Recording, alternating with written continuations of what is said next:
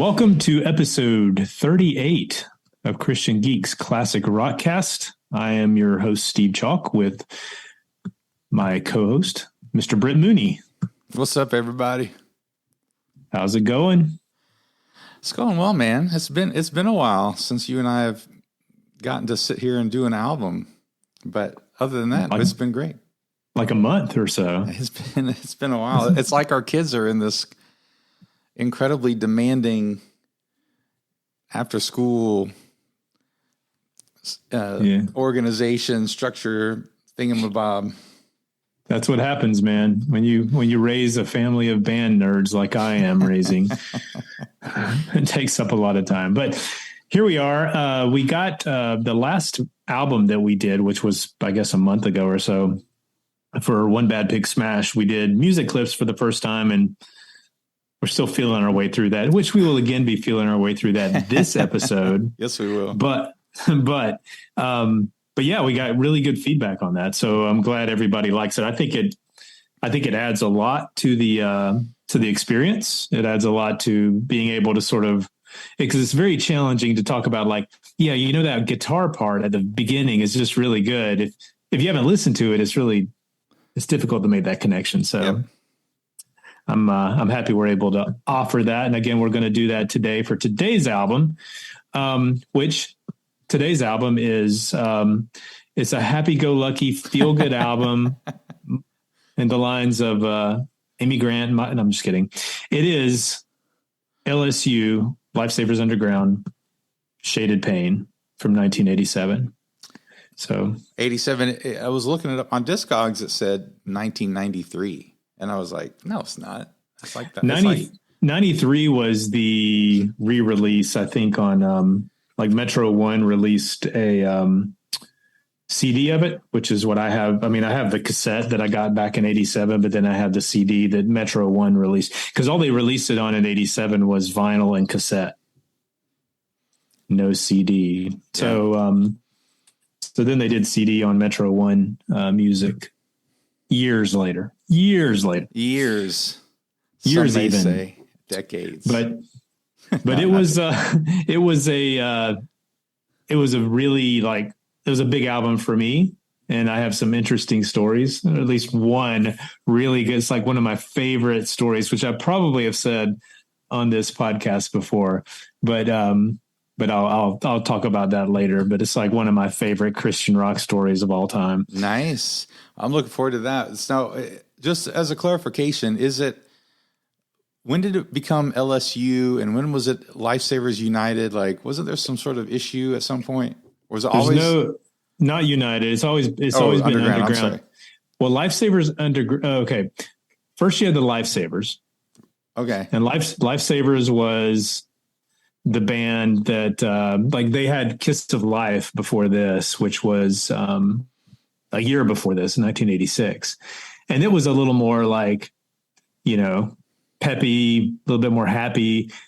Mike Knott's voice is still, I mean, the thing is, like, because I went back and listened to Kiss of Life after I listened to Shaded Pain again a couple of times. And there, I mean, his voice, just the nature of his voice is a little dark, a little, you know, and I don't really have a mainstream counter. I'm sure there's a mainstream counterpart, but it sounds, you know, like Peter Murphy or something like something where it's even a peppy song can still sound a little edgy. Yeah. And so it's kind of like The Cure, like the guy from The Cure can be that way. Yeah, exactly. And so, but whenever this album was such a dramatic departure, it's basically the same band. Okay. But it was such a dramatic departure in tone and lyrics and everything that I think they decided to change the name to, well, it was just LSU, which stood for Lifesavers Underground. And then, I don't know. I mean, I'll go through whenever we start getting into it. I'll go through like a list of Mike Knott's alter egos or the different bands and all this stuff. And because it went, you know, it went LSU, then was Lifesavers, LSU, Lifesavers Underground, LS Underground.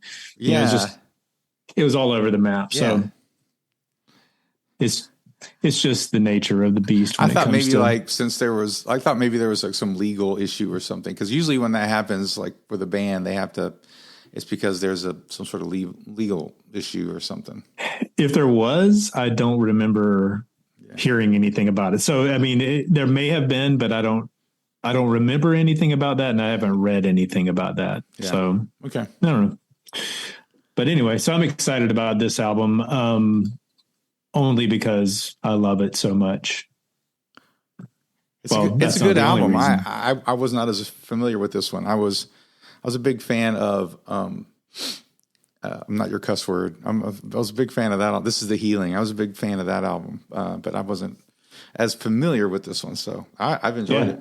I've enjoyed it. Yeah, it's kind of the first out of the gate. And you know me pretty well, and everybody else knows me pretty well probably by this point, which is that first album usually hooks me, and then everything else kind of it challenges to measure up. So it's like, this is The Healing, Grace Shaker, Waking Up the Dead. I love all those albums, but this one to me is the best. But there you go. Which is why I forced it on you. Yeah. No, I was ready. I was ready to do something different. So it was good. Yeah. Yeah. So, going back to the last episode, we had Paul Kupek on, and that was a fun, fantastic interview. And great. Paul's such a great guy. And you and I didn't have to say but like 10 or 12 words the whole hour and a half even, because Paul just has so many stories. And I mean, that's definitely not a negative, because that's the reason we have these guys on. Exactly. Is just talk to us about what's going on. So if you haven't listened to that one, I encourage you to go back and listen, because he's got some fun stories. Yeah. As someone who does a decent amount of podcasting, I'm not like the biggest podcaster I know, but I do a lot, and I do a lot of interviews, and there are definitely the different kinds of guests. There's the people like Paul, who was like, you just have to say hello, and all of a sudden they will just talk. And then there are other people where it's like pulling teeth to get them like, hey, so how about this? And, trying to ask them the right questions and trying to, oh, yeah, that was good. Okay, like, can you elaborate on that a little bit? So everybody's just different personalities, but he was definitely of the former. He was definitely the former. It was like, you just got to say, hey, what do you think about life? And it's just like, well, I was born in, poor black child. You're a jerk. Now, and I think we've had pretty good fortunes as far as the people that we've interviewed. And I was making a list in my head the other day of the interviews we've done in the last couple of years. And it's just, I mean, some great people, some great good guests, and they've all been really good. So we haven't scrapped any interviews. Like, we haven't interviewed anybody and then thought, man, that was a waste of time, and then not published it. So that's good. We got that going for us. At least nice. Not that you'll ever know. So anyway, you want to get into a little bit of the news? Let's do it.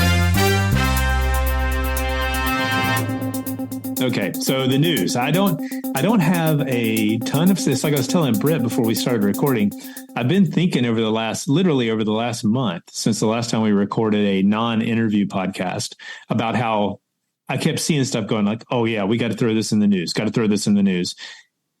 And I'm completely blanking on it because I started putting this stuff together, my notes together a day or two ago, and I can't really remember any of that stuff. So maybe it wasn't all that important to begin with. So the news.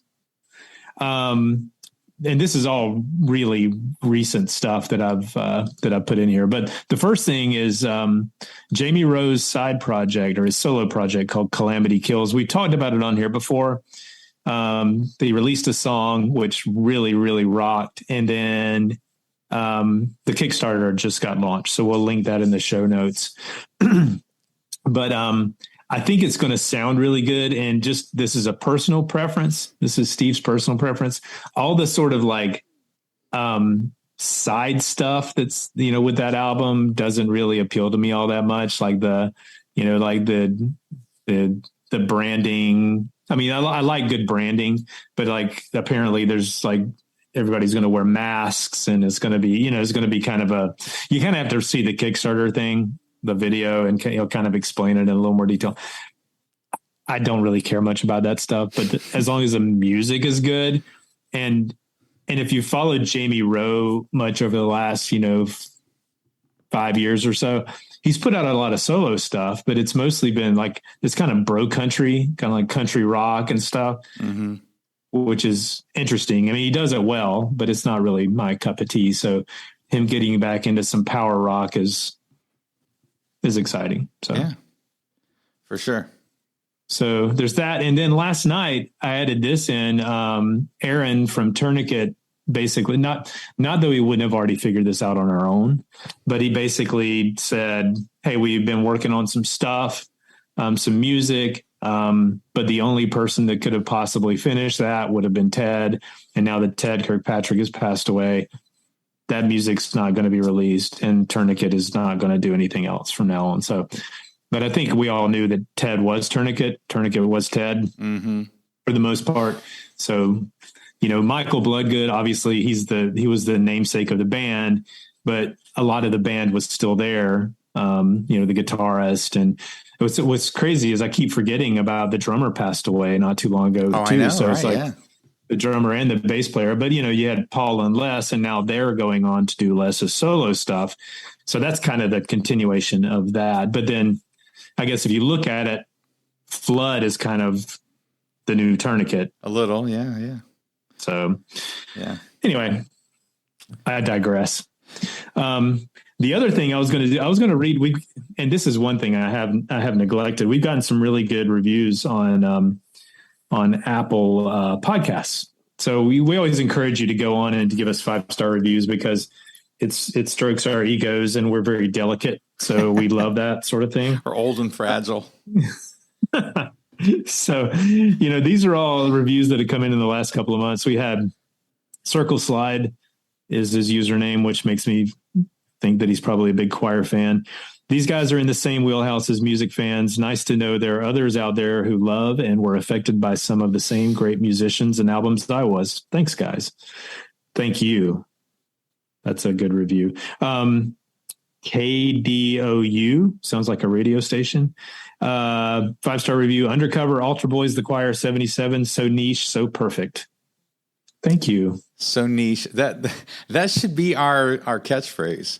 I know, it's so niche, so perfect. It'd be a little egotistical to say so perfect. The niche part is we can make it a quote, and it'll be not. Then it's not us. Love it. There you go. Love it. So yeah, we appreciate that, and that's what we kind of aim to do.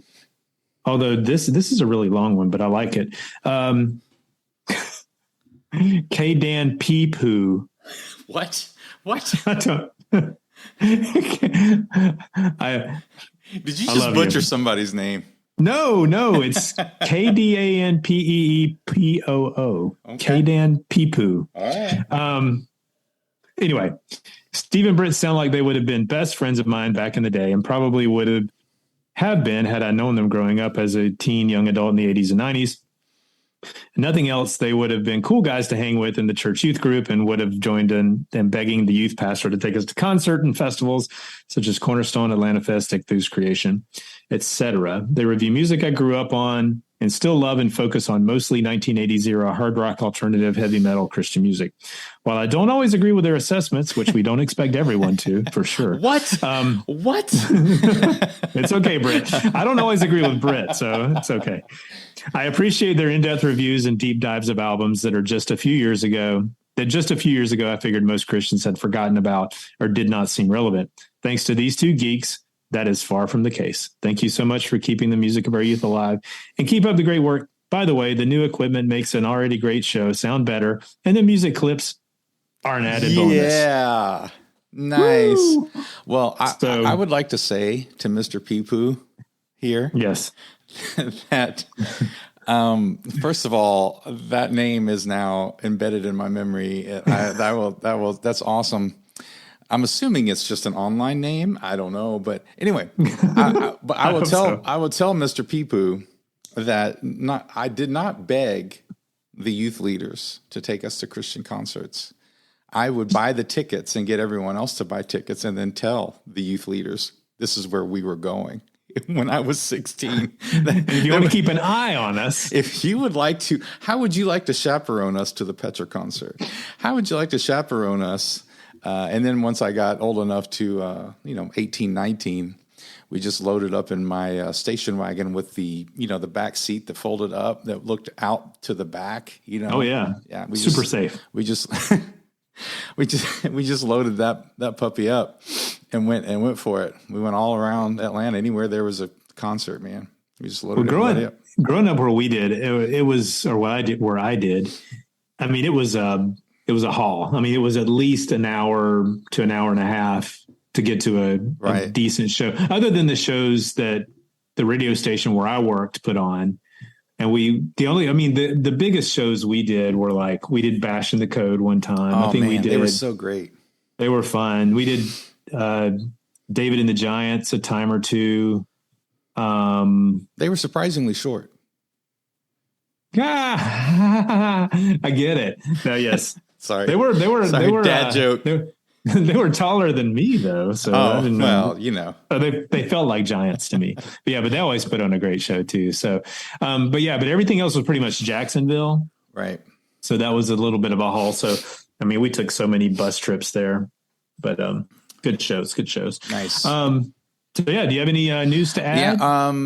We should probably mention Ray Para and his physical issue. He got cut swimming and on a lake or something. And what happens sometimes is people get infections, and he got some sort of infection. So I haven't heard any latest today, but last night, his wife and kids were still asking people to pray. So, we're just praying because that can actually be really scary, man. I mean, I know it doesn't sound like, oh, it's a cut, it's an infection, but when it gets into your blood system and stuff like that, like it can actually get dangerous fast. So so pray for Ray. Definitely praying for them.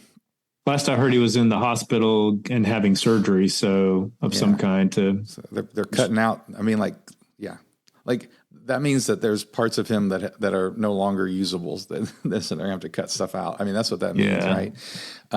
So that's so hopefully you're not eating while you're listening to this episode. So anyway, praying for him. The other thing would be, I was so super jealous seeing all the posts from the Immortal Fest that was happening up in Cincinnati area or up in Ohio. Steve and I both are basically chauffeurs at this point in our life because our kids are.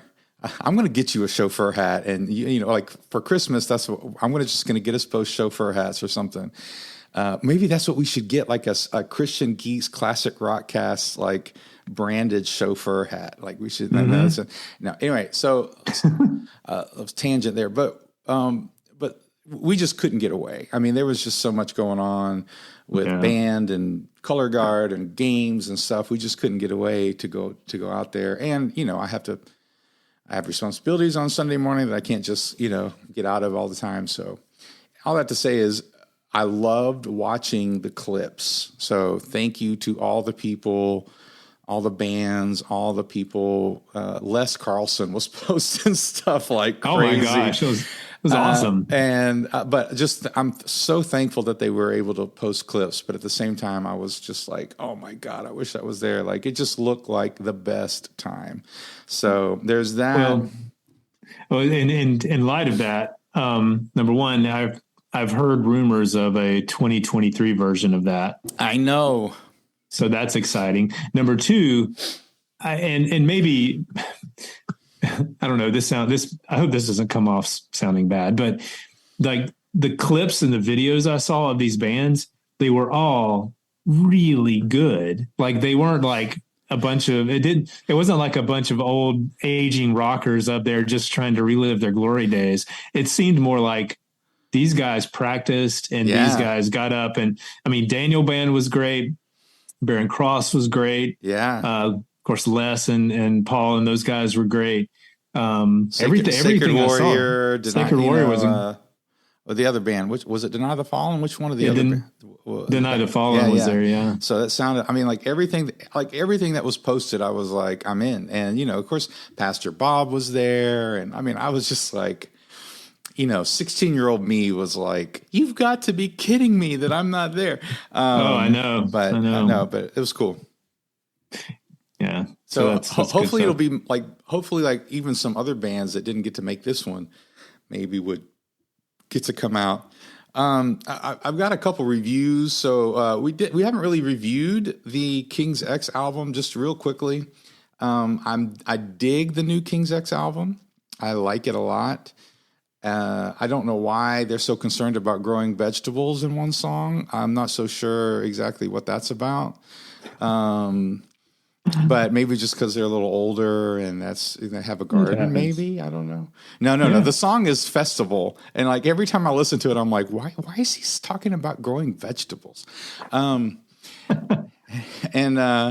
vegetables. There's a couple artsy fartsy songs on there that are kind of like, but overall it's just a really nice album. And man, I can't believe it's been so long since they've made an album. Like it's been like 15 years or so since they've made an album. I was in my 30s. That feels like forever ago. And so anyway, that was good. I have not been, around the Immortal Fest, what's their names? White Cross put out a little EP thing. I was not impressed. I love White Cross. Love those guys, and they are classic. I was a little like, I just was not my favorite. And then for those interested in related news, I forget the name of was it Imaginary Music? What's the name of the podcast where they did an interview with Scott Wenzel? Yeah, Imaginary that was an interesting interview, just because I've never like seen an interview with him. Like as much as I was in that stuff back in the day, like I never really knew much about the inner workings of that band. So yeah, it was just very interesting to kind of hear some of the genesis of that band. So it was insightful. It was insightful. We are being kind. You should go listen to it. But I mean, kind in the sense of like, we're not trying to give any spoilers or any sort of dirt along the way, but it was insightful. It was insightful, but there's a reason why Scott doesn't sing in the band. I'll just leave it at that. We'll just say that. But yeah, my 2 cents on King's X. I think it's a really, really good album. I'm kind of with you. I think the artsy fartsy songs are mostly Jerry songs. And hot take alert here. I don't love hot take. I don't really love Jerry songs. They're good. They're fine. And I know a lot of people love them so much. Like they love Jerry's solo album. They love like an album half full of Jerry songs, and they're fine. You know, but they're not, to me, that is not like Six Broken Soldiers, you know, back in the day, and Jerry's Pianto and all these things. I didn't love those songs as much as a lot of other people did. But all in all, I mean, I think it's the best album they put out since the 90s, I think, you know. Yeah. And I really liked XV a lot too, which was the one from 14 or 15 years ago. I thought it was pretty good, but this one has actually stuck with me more than any of those have in a long time. So I went through last few weeks. I went through basically the whole King's X catalog again, and even the not so great albums had some really fun stuff on it. I mean, you know, like it's just going back through it. So no, anyway, I enjoyed it, but I think that's it for the news. Cool. Well, on to the album, LSU Lifesavers Underground Shaded Pain. I have a lot to talk about related to Mike Knott and his, we'll call it, prolific career journey. Go for it, man. Because it's, you know, and the word strange comes to mind mostly because it's just kind of all over the map. Like part of me would love to just kind of like hear him just talk about like how he got, actually all of me would love to hear that, like talk about like how he bounced around. Cause he came out in like 84 with, under the name, and I know I'm going to butcher this pronunciation, but maybe not, Idol Lavelle or Lovell or something. Anyway, so that was like his artist name, and it was kind of a new wave kind of thing. So he put out an album that was in 84, 86, Lifesavers, Kiss of Life came out on Frontline Records. And it was a little bit more poppy, peppy punk kind of, but again, like I said earlier, kind of with that little twinge of darkness thrown in, but but that was mostly in his voice. And then at the same time, this threw me off because I never knew this stuff. There's a lot of things that, living in my sheltered Christian bookstore world, I never knew some things that were going on. Yeah. And probably people who lived in Southern California or who ran in the same circles knew all this stuff. But I've only within the last, 15, 20 years figured a lot of this stuff out. He released an album under the name Michael Moray in 1987, the same year as LSU came out with Shaded Pain. It was a dance single. It was like a dance, like I think he was trying to get into clubs. Sure. Like with dance. Sure. That of course didn't go anywhere, but these things, you like Idol Lavelle, Michael Moray, you can find those vinyls on, like Discogs. You can find them out there. They're not super cheap, but they're there. So Shade of Pain came out in 87, the same year as the Michael Moray. And then things just kind of went from there. So like Shaded Pain was their last album with Frontline. And then they had Waking of the Dead, came out in 89 on Blonde Vinyl, which was his record label. Right. Okay. So he opened up a record label, started producing stuff. Then he had a solo album, which I think was his first like Michael Knott solo album, was Screaming Brittle Siren. That was in 92. And then I'm skipping a bunch of stuff. I'm just kind of bouncing across the highlights.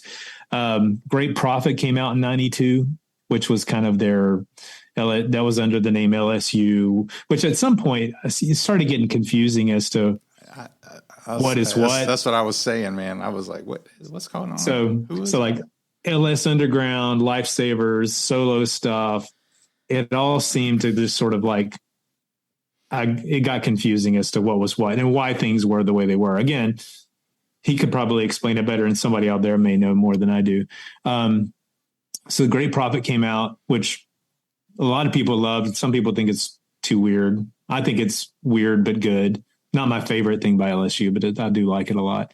And then in 1996, Aunt Betty's, like he had a band, Aunt Betty's, which is basically, the core of it is basically LSU, but then I think they originally called themselves Aunt Betty's Ford.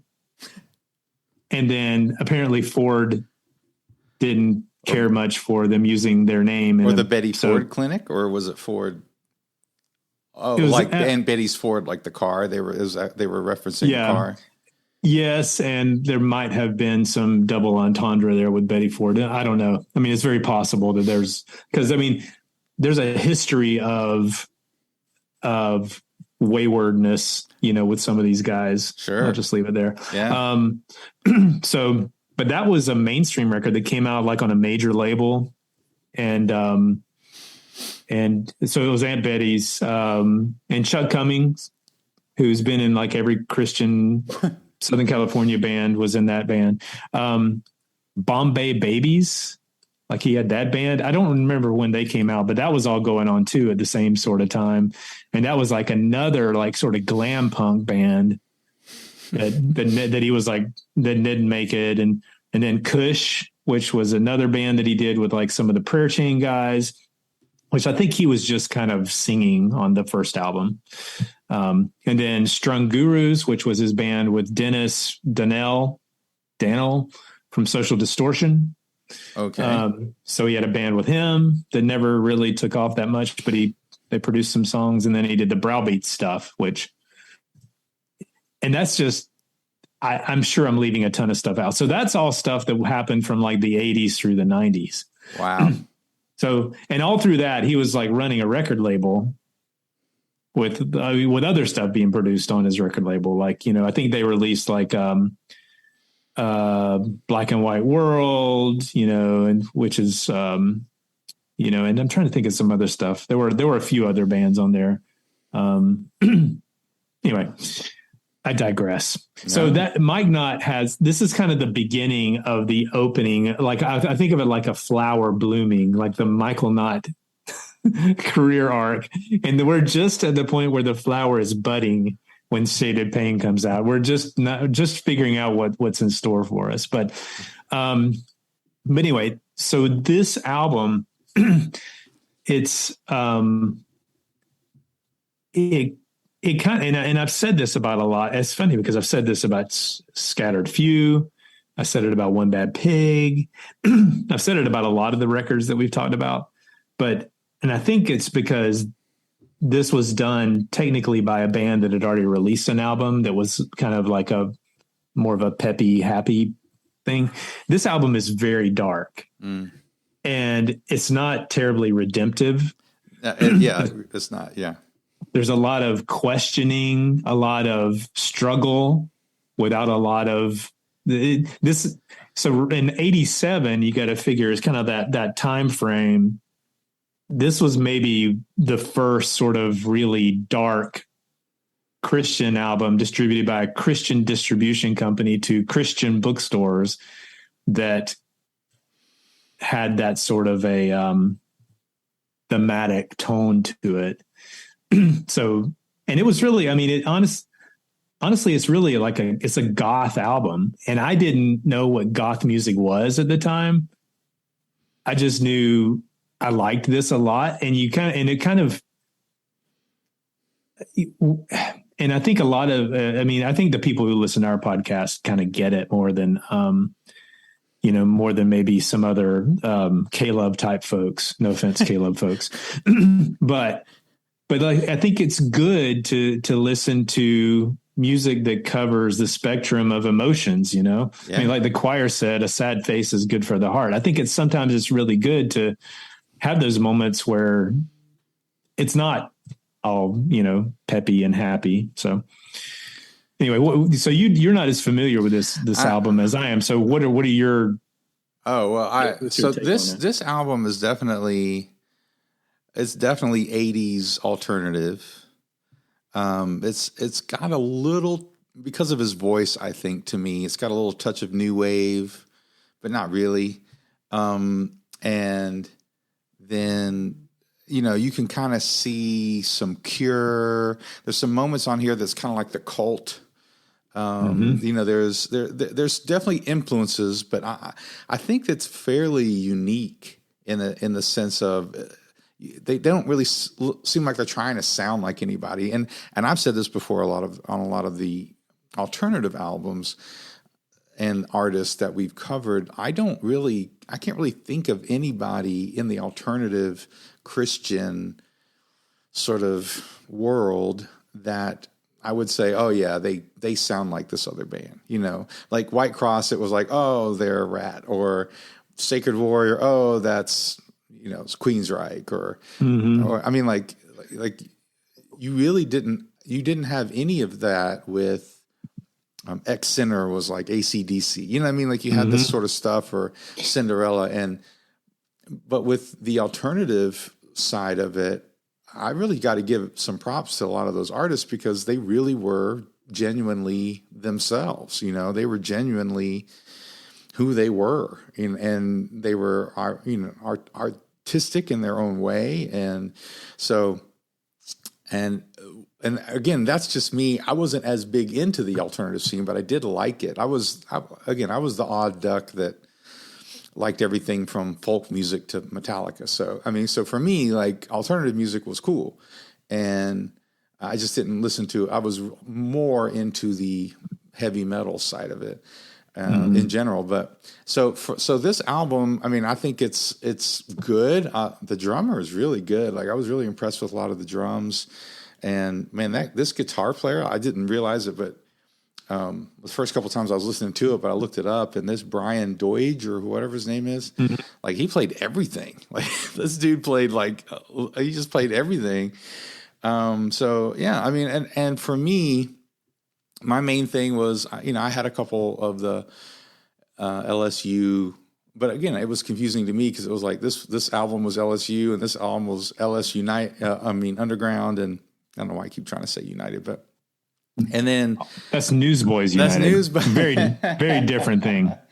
And so they were and they were different and odd. And I was into some of that stuff, just in the secular world too. I like The Cure. I like some of those bands, and my main story is with LSU is that I was there at Interseeds that year when Interseeds out in Lawrenceville here in the Atlanta area, which was at some sort of like fairgrounds, but it was used a lot for like cows and stuff and like livestock shows and stuff. So we're listening. So like definitely we're like in a big barn area listening to all these music. One of the best shows I've ever seen was The Prayer Chain, and I've already talked about that, but that was the same weekend that Michael Knott gets up like total goth with, military combat boots on, and he's in a sundress and he's up there just dancing around. I just remember thinking, man, I was like, yeah, this is not my Sunday morning, polyester suit sort of thing. And so, yeah. And that was, it got shut down. They say because of the noise. The police say it was because we were too loud, but who knows? So that's kind of my Michael Knott story.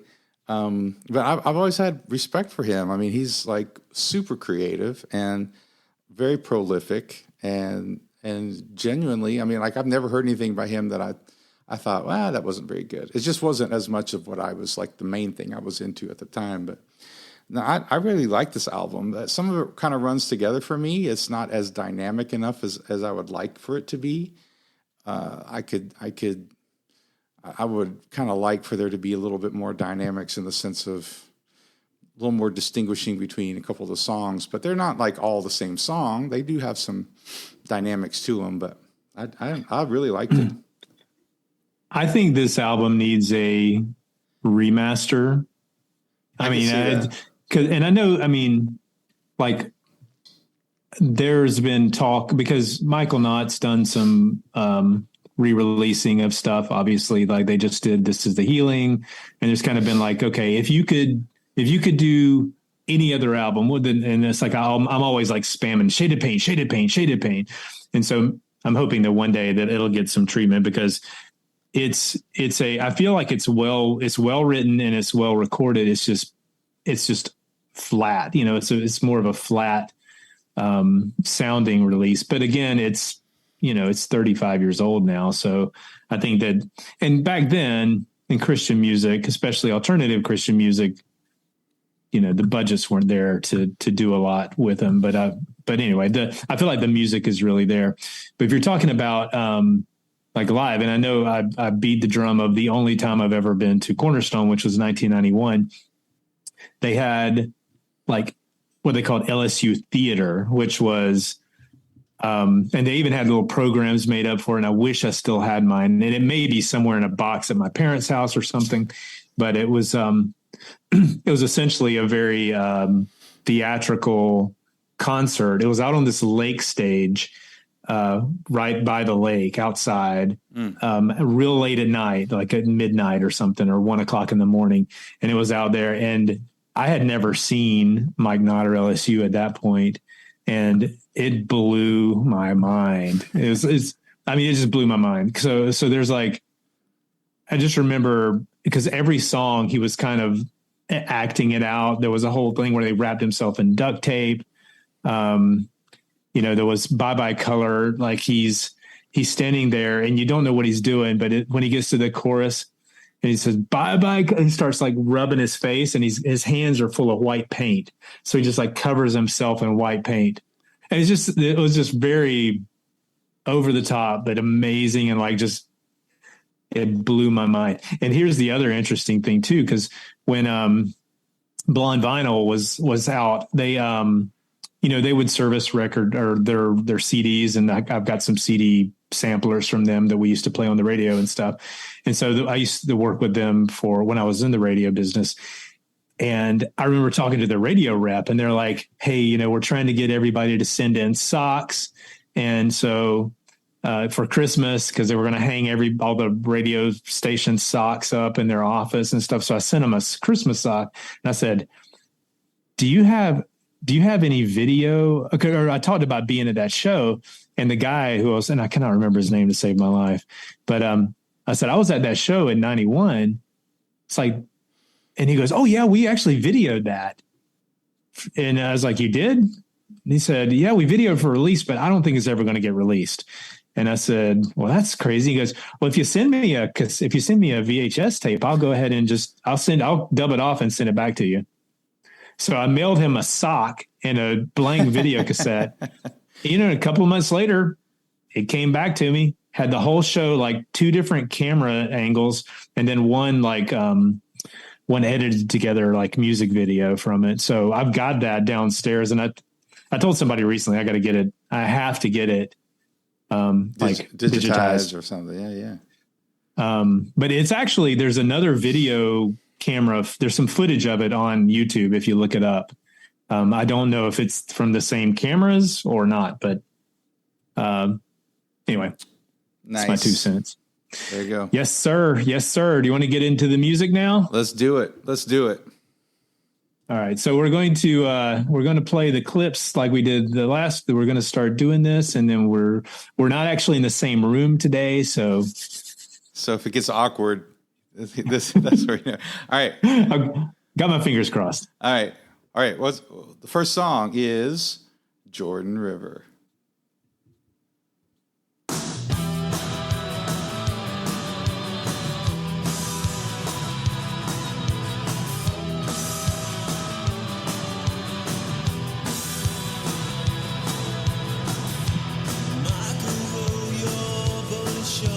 Michael, row your boat ashore.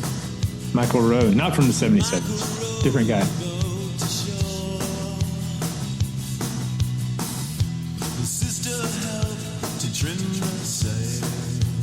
Yeah, to me, the drums don't need as much remixing. Like, I think the drums sound pretty good. Like, I could see some tightening and remixing of some of the other stuff. But.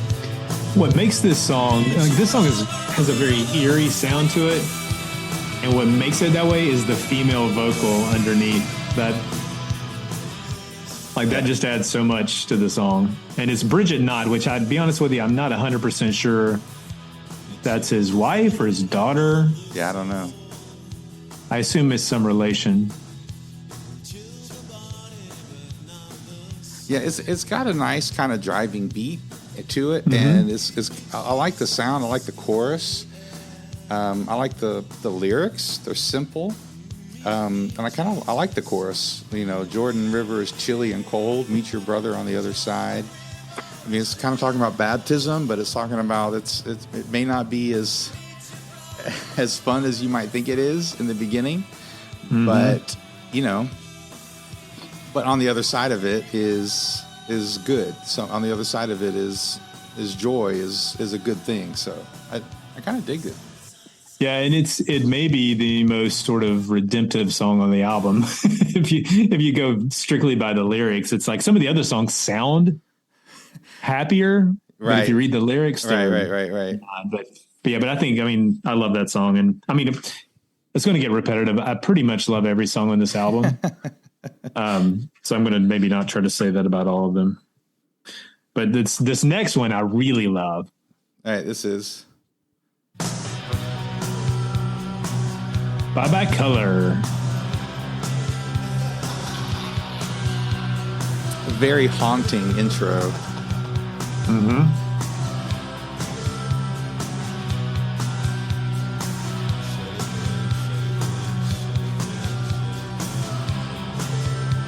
This is the White Paint song. Not Blue? No. blue may have been added later, but it was white to begin with.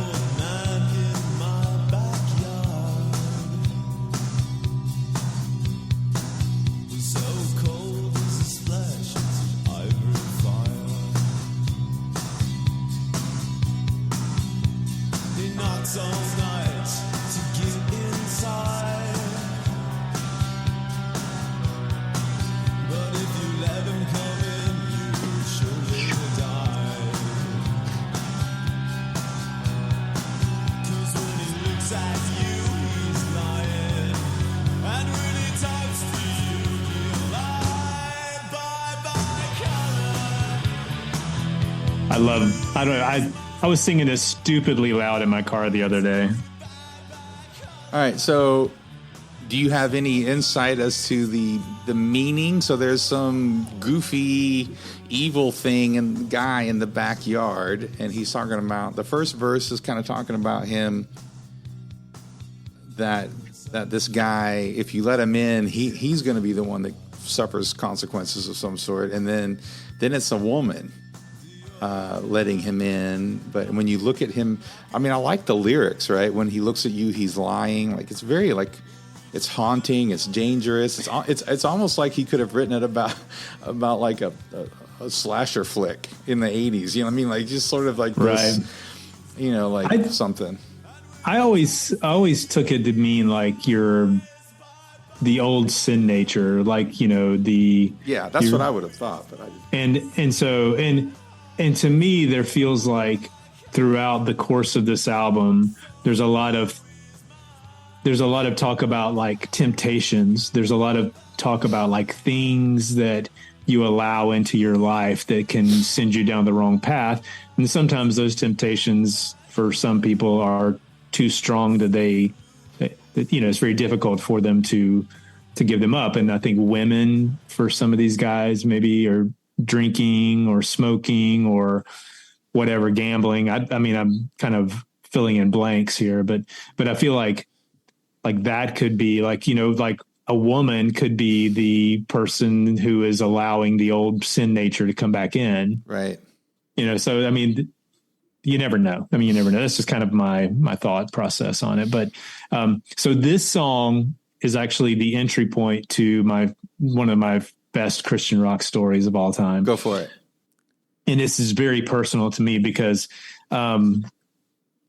also it shows how very little, we'll call it game, I'm doing air quotes, game I had with the ladies. It's a lady.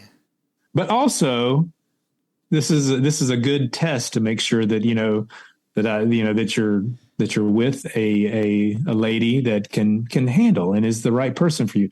I was on a date. So I was 16 when this album came out, and I was on a date to St. Simon's Island, Georgia, to watch the fireworks for 4th of July. So get the picture. It's me and a girl, and this was like an hour away from where I lived, and we drove over there. And I just remember I popped this cassette in my cassette player, and she freaked out. Because when this song came on, she probably dealt with Jordan River, but then when this song came on, she was like, please turn that off.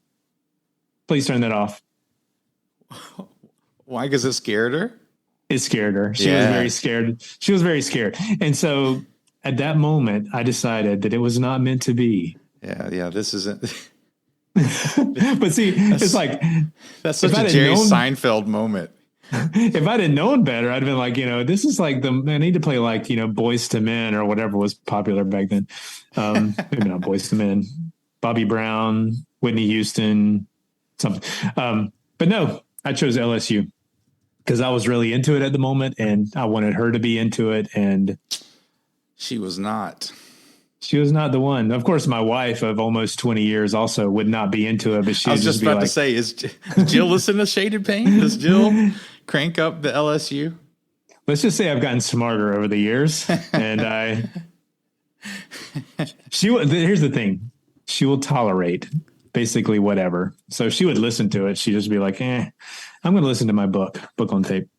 But anyway, so that's my story about Bye Bye Color. But I do love this song. I was listening to it again the other day and I was just, if anybody saw me driving up Interstate 85, they probably would have said, that guy is like freaking out. Cause I mean, I was very loud. I was singing this song very loud in my car. So I love it. But I told you I wasn't going to say that about every song. Hey, did you like that song? Hated it. I mean, loved it. Oh, okay. All right. Number 3, Die, Baby, Die.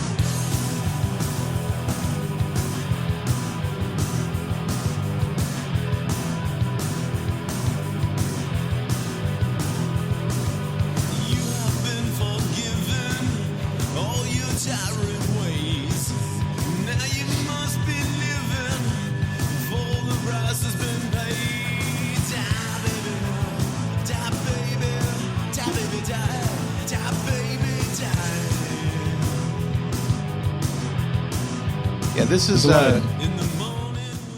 this is more of a jam song.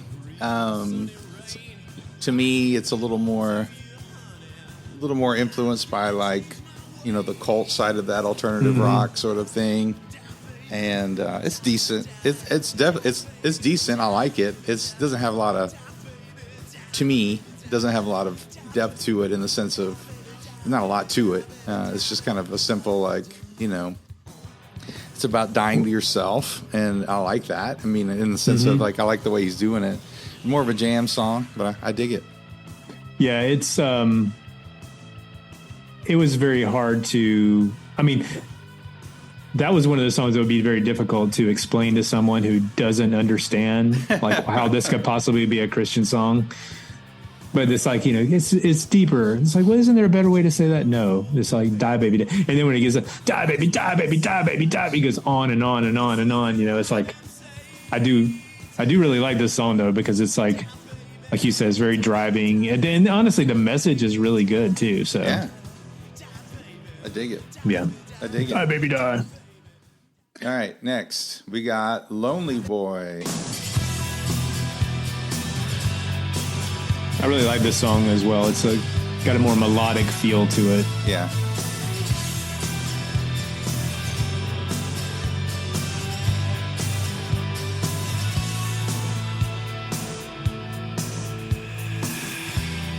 Don't stop me now. He wants to roll in the cinder. Girl has gone away, but he can still play. Let him tangle. He's a sad case for a smile, but he laughs just like a clown can that pretends he is a man.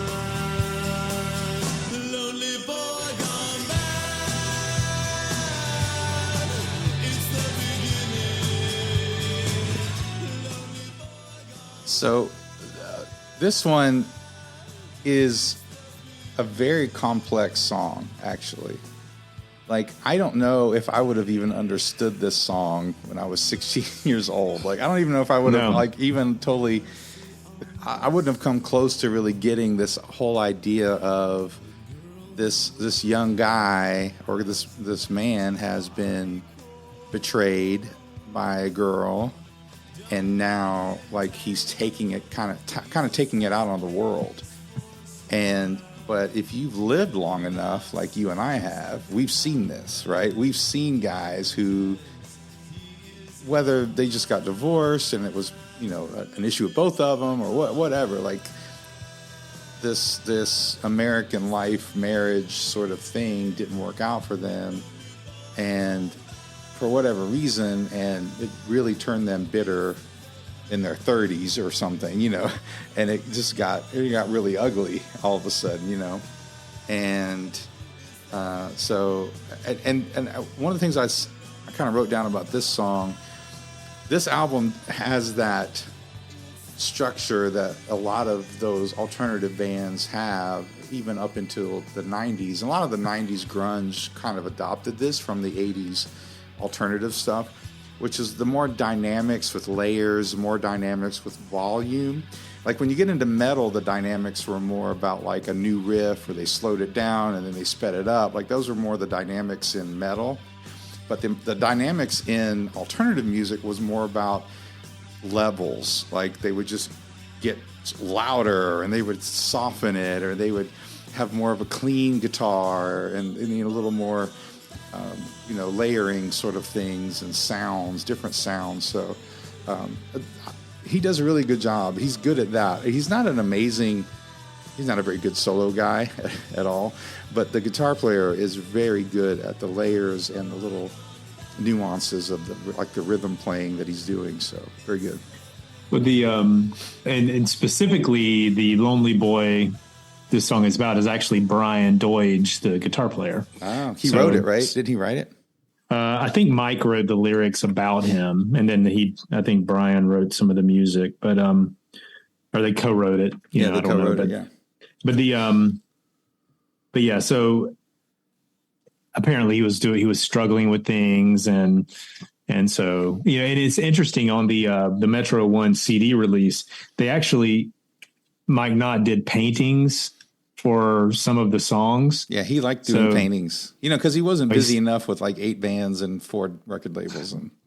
Well, and he still does painting. I think he does paintings now to help sort of financially support himself and that sort of thing. Yeah. So he did one for Lonely Boy, and it's a painting, I guess, of Brian, but it's like, there's so much symbolism in it. Like, and I'll try to explain it as best I can, on the radio, but it's like, he's standing there, shirt off, he's smoking a cigarette, and he's got a lighter, he's lighting a cigarette, he's holding a bottle, which, you could assume what the bottle is, but then coming out of the bottle is like a ghostly silhouette of a woman. And then in the background, you can see like a building with this, like a silhouette of like with windows, and then the silhouette in a window of a man and a woman embracing. So there's just a lot of symbolism there. I can't explain it, but I know that, let's just say there was some stuff going on. Hey, and hey, he was dealing with some stuff. Okay. Brian was dealing with some stuff, but again, it's a song that, it feels, it's more melodic to me. It's a little more approachable. It's not as driving and hard hitting, but, I like it. I like it a lot. Yeah. All right. Next our time has come.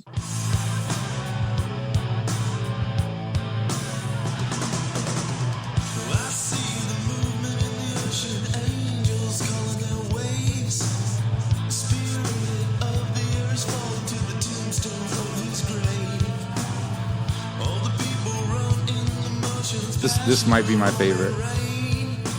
Mm-hmm.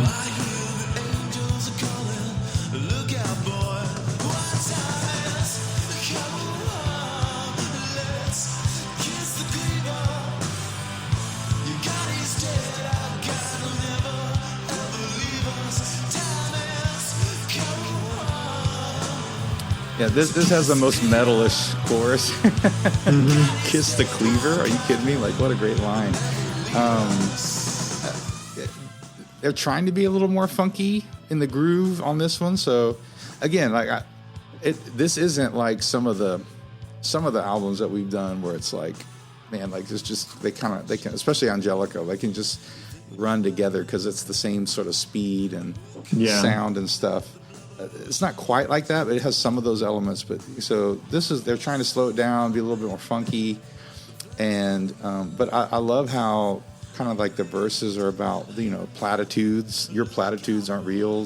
Like you can like say this stuff, but it's not real. I would have. This would have been my favorite song on the album when I was 16, and it's my favorite song now. Just like, I'm not your cussword, am I? Just like that was my favorite. This would have been my jam. I just love that. Your God is dead, our God will never leave us. Just a sort of very in your face, but it's very poetic about it though too. Kiss the cleaver, like that's an intense line. I just thought that was about Ward Cleaver from Leave It to Beaver. And he's got to come home from work and kiss the cleaver. June Cleaver. Yeah, definitely. I'm just kidding. Sorry, dad jokes. And Eddie Haskell might have to do it every now and then. Oh, Eddie, stay away from June. But yeah, another great song. Yeah, again, this one is a little more melodic, not quite as punk and in your face and I like driving. the melody but to it. yeah, I like the melody on the chorus too. Mm-hmm. Very cool. And his voice, like, I'm so glad that he found his wheelhouse, right? I mean, like, it's so important for an artist, for a singer, for a vocalist, like, to find what's their wheelhouse. Like, just because you can write, like, I can write a country song, but I can't sing a country song. Like, I don't sound good singing a country song. That's not my voice. That's not who that's not my voice when I sing. And so I kind of feel that way about, like, some of these artists. It's so great when they can find, like, their thing. And when they sing, it's like, yep, you should be singing this music. Like, they probably like all sorts of music, but again, it just totally fits that sort of angsty, dark sort of thing that he does. So good stuff. Indeed. What's up next? We got Tether to Tassel. Tether to Tassel. I love this. I love the title. And the drums sound great. Very 80s, but sound great. Yeah, this one has a bit of a happier sound to it, but the lyrics are, like, super dark. This is another cult-like song. Yeah, you're right.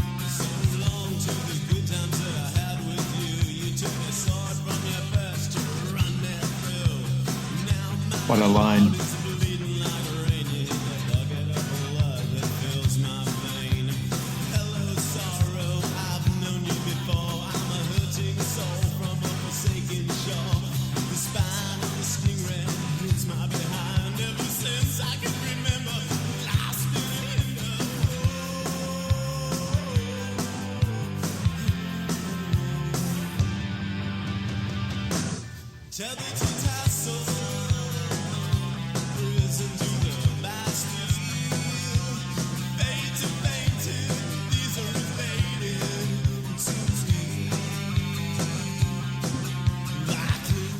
That first lyric, I mean, the first, like, verse is, like, I want to read through that just in case. Read through it.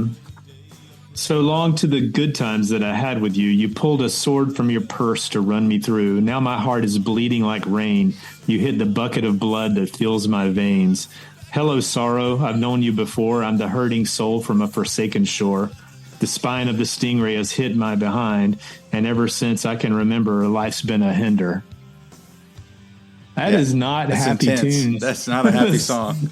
Super. I mean, but the song itself is like, it's got like this pep to it, but but again, like you said from earlier about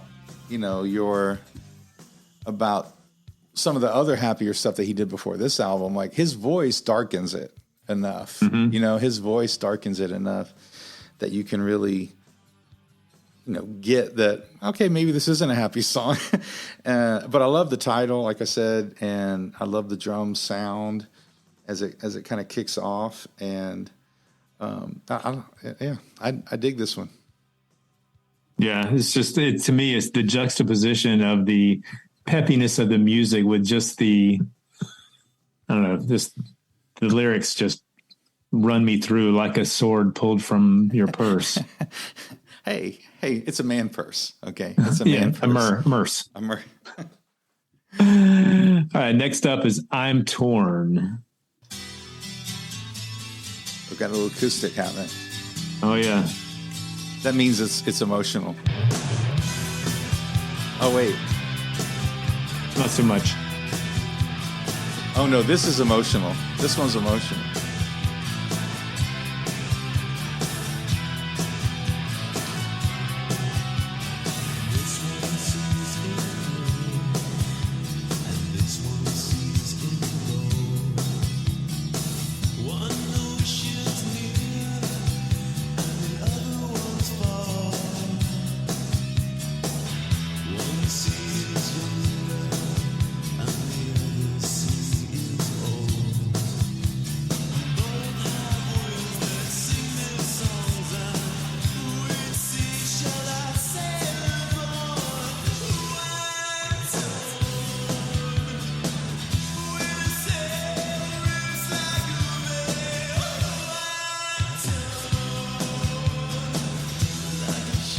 This is a more mid-tempo driving. This is definitely an angst song, much like the one before.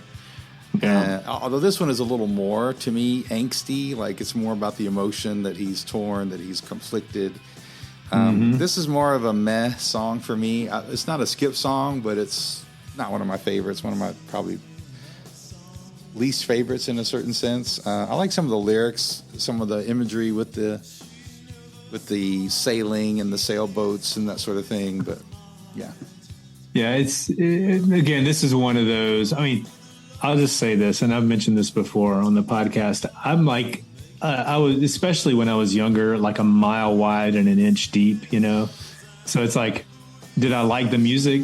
Did I get the emotion from it? Yes. Did I have any clue what he was talking about?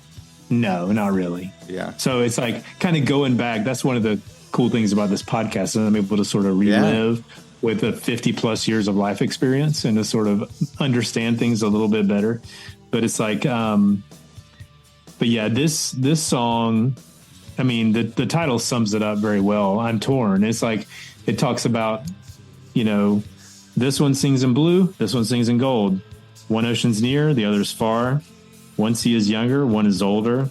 But they both have winds that sing me songs, and I don't know which sea I'm supposed to sail on. So he's torn. Yeah. And so he's clearly torn between like, you know, like this one sings me love songs with a kiss so sweet.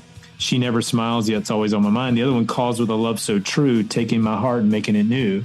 So it's kind of like this sinful life.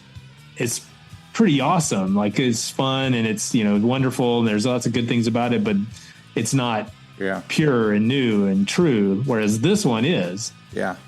I don't know. It's an interesting, again, I never got that when I was 16, but there's a depth to this song that I've only recently discovered. So it's really cool. Well, you know, and I think I've said it on the podcast before, but it is something that I have noticed now that I'm older, because I think at the time, like, without really going back and listening, I don't know that I would have gone back and thought, wow, this stuff was actually really deep. Like, it's still, like, it's almost like scripture sometimes, where it's like, oh, I'm listening to it with kind of fresh ears, years down the road, and these guys knew a little bit of what they were talking about. Like some of Bob Hartman's lyrics, I know some people might think they're cheesy, but I'm like, man, that's really theologically amazing that he's putting that into a cool rock song. And, you know, some of these other guys and some of these guys with the alternative stuff, like I said, with the Lonely Boys song, like there's some really complex things going on here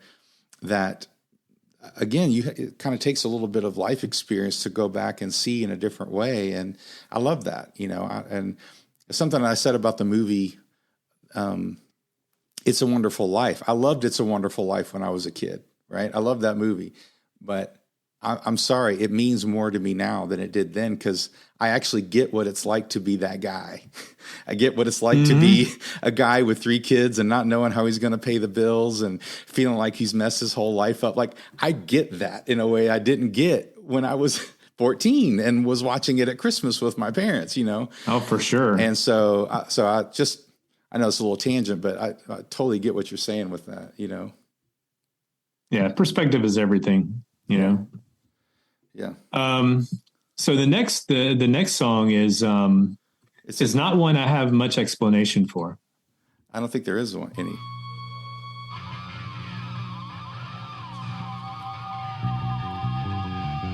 I like the bass though. Oh yeah.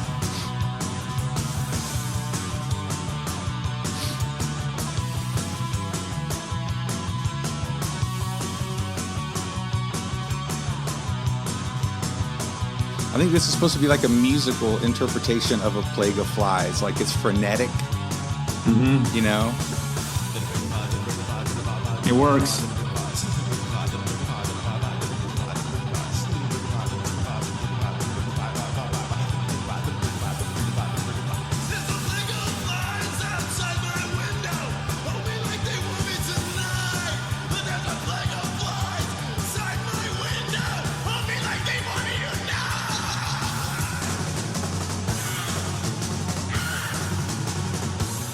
They should have done this as a duet with One Bad Pig. That's all I got to say. But this should have been.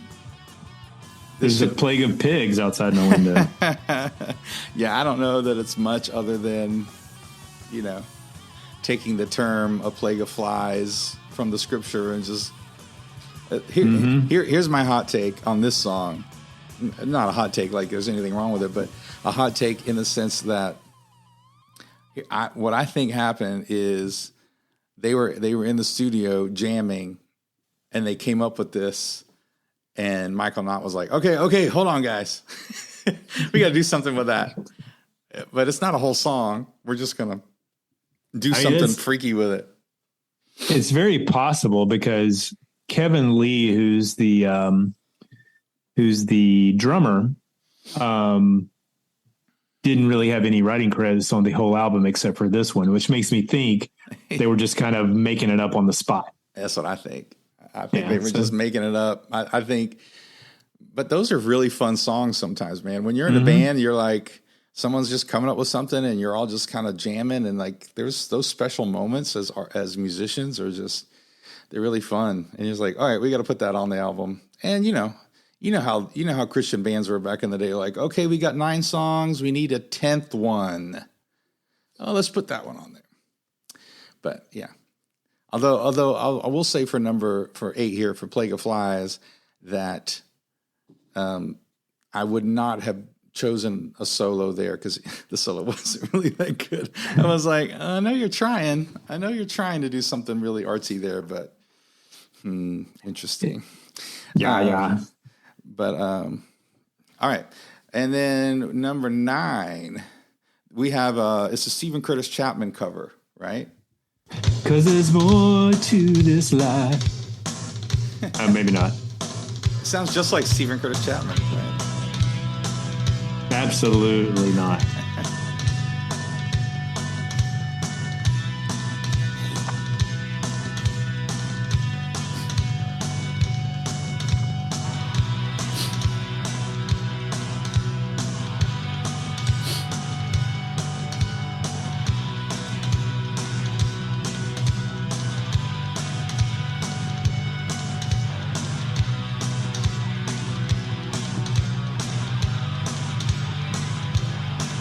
I love that guitar melody.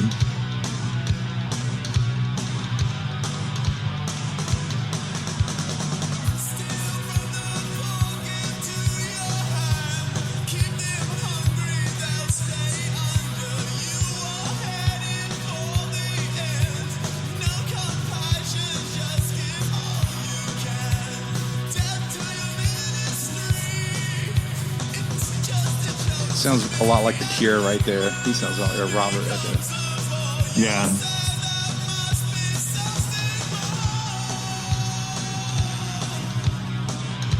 There's some, at the beginning, it's got some sort of very old U2 sound to it as well. It does, for sure.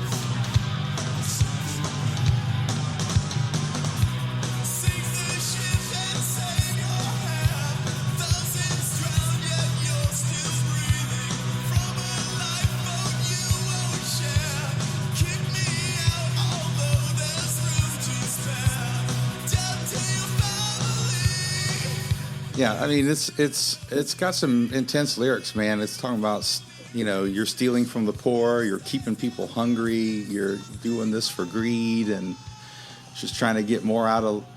You're just trying to get more in the sense of like more material things out of life, but at some point you're going to realize, like I forget the line, but one of the lines was something about when murder is boring, or when murder starts to bore you, you'll think.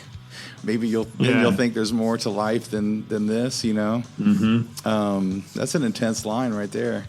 So yeah, I actually like the song. It's interesting because I like when artists do this because as a songwriter, the formula is generally the formula is generally that when you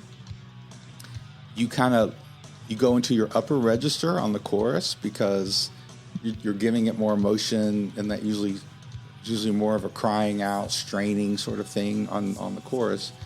But he does that on on the verse. He goes high in his register on the verse, and then he brings it back down to like a moaning, mumbling sort of thing on the chorus. I think it's cool. I mean, I like that. It's a little different, and it separates it, differentiates it from the other songs. So I like this one. Yeah, it's I like the song too. It's funny because the sort of Robert Smith, The Cure sort of angle. I hadn't really thought much about that, but it does sound a lot like Robert Smith. And because I was like, he sounds like he's affecting his voice and straining, kind of upper register, just sort of like pinching his vocal cords a little bit. Yeah. But yeah, I mean, it adds a lot to the song. It makes it feel like it kind of adds that sort of a little more angst than would normally be there. Yeah. But yeah, I mean, it's obviously a very biting, scathing, indictment of ministry and certain ministries. I'm sure not every ministry, but yeah, it's good stuff, man. It's a really good song. Another really good song. Well, and we've talked about it before, but Christian music had this unique and very important role in the church, which was to criticize the church, which was to shine a light on some things, because it was outside of the system to a certain degree, although it had its own system within Christian music, right? And there were some issues with that, I'm sure. And I know there were. But all that to say is, I think that sometimes we don't give some of this Christian music enough credit to say they were willing to really get into the face of the church, right? Because the church was their, well, maybe not for some of the alternative side, but for most of Christian music, the church those are their consumers, those are their fans. And for them to be willing to say, hey, and I think it was really important for us as young people, because we saw that stuff. We saw people doing stuff they weren't supposed to do.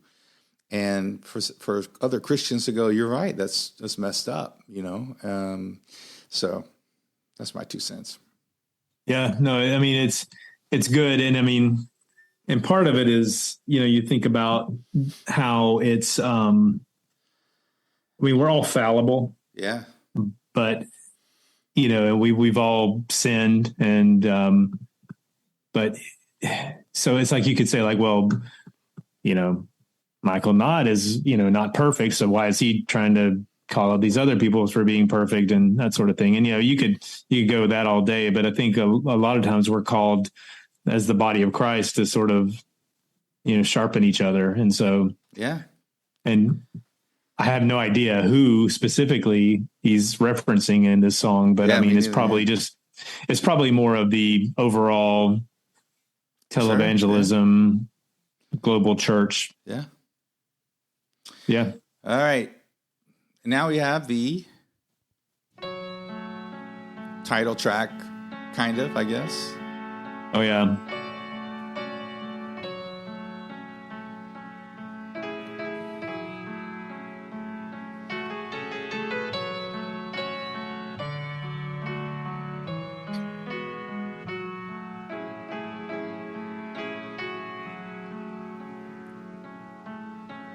First we find the answer, then we take the blame. Shaded pain. We put on all the masks, and then we play the game. Shaded pain.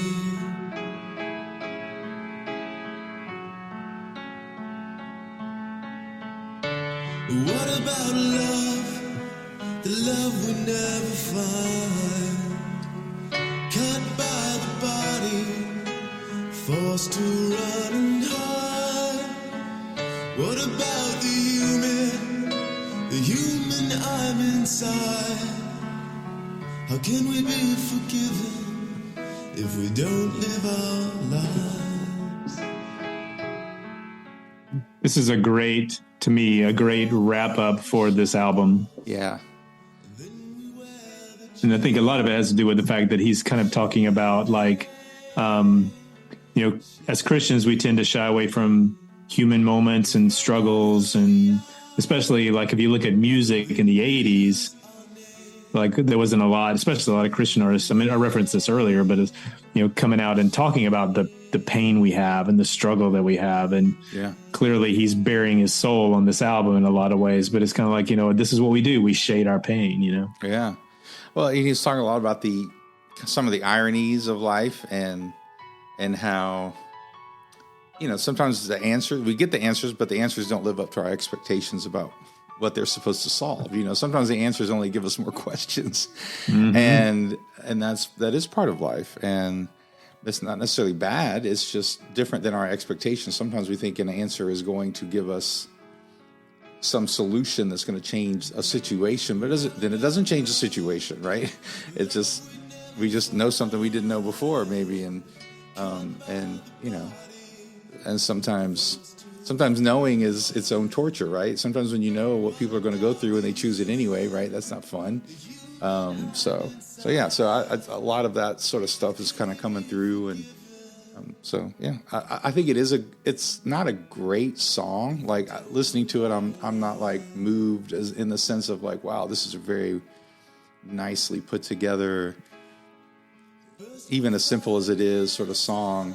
I would like Cuyahoga River on Fire is like the pinnacle of that to me, right? Just like, woof. But it's good. And I do like the dynamics of like, this is the only slow song kind of on the whole album. I do like that. We'll have to agree to disagree on that. I love this song. Yeah. I love it. But you're entitled to your opinion. See, we even talked about it earlier. It's like you and I, we don't agree. Hey on man. everything. Hey, pee poo poo or pee poo or what was his name now? What was his name? K Dan Pee Poo. He probably disagrees with me too. He probably loves that song. Well, if he's a genuinely normal human being, he would. Oh, I'm definitely not a genuinely normal human being. You can count me out of that. You're more poo poo pee pee than pee poo.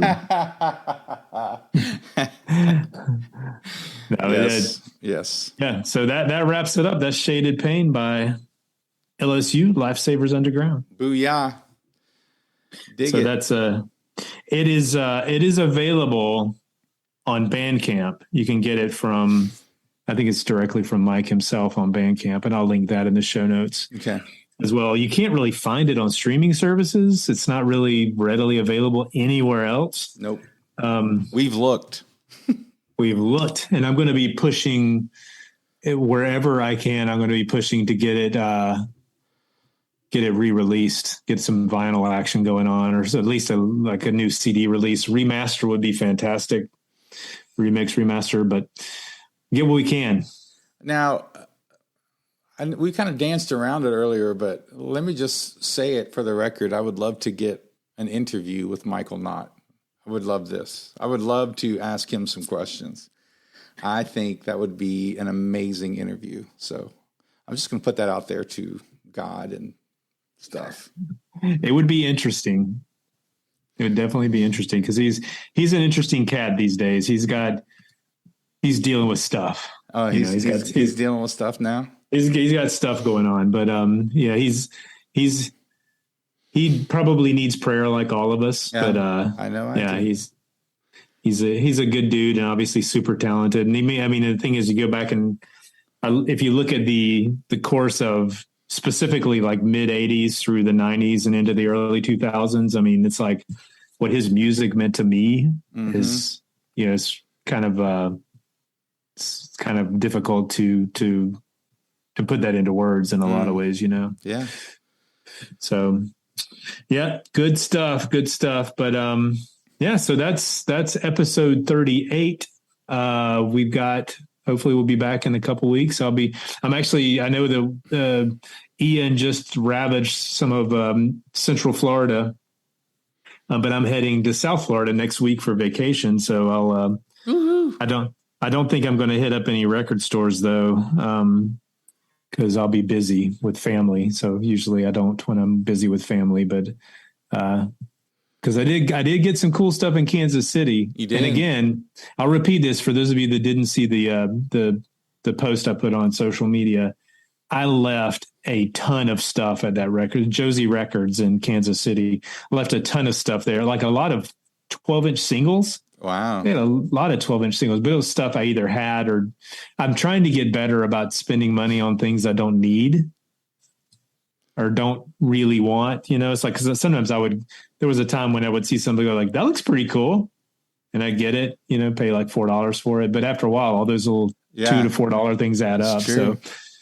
So yeah, that's that. So, we'll be back in a couple of weeks with another album, and we'll figure that out between now and then. Yeah.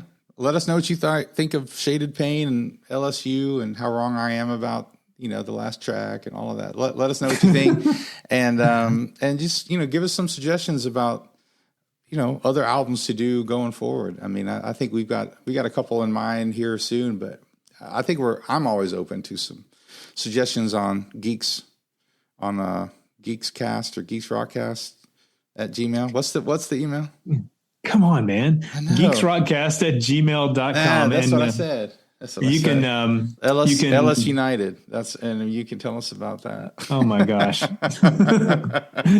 Do not even go there. But so a lot of people will DM us on Instagram or on Facebook, and that's an easy way to get to us as well.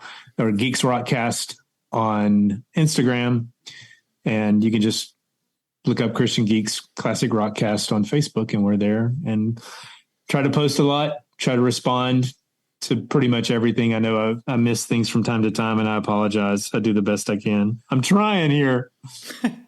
Taking the steps. I'm doing the work. I need. So yeah, look us up, connect with us, 5-star reviews. We love those. We love any kind of review, even if it's constructive criticism. Yeah. We accept that. Yeah. Mostly. No, I'm kidding. No. All right, everybody. We're going to see you next time. Just be sure and like and subscribe, and we will see you next year on Christian Geeks Classic Rockcast. Peace out. Peace out, everybody.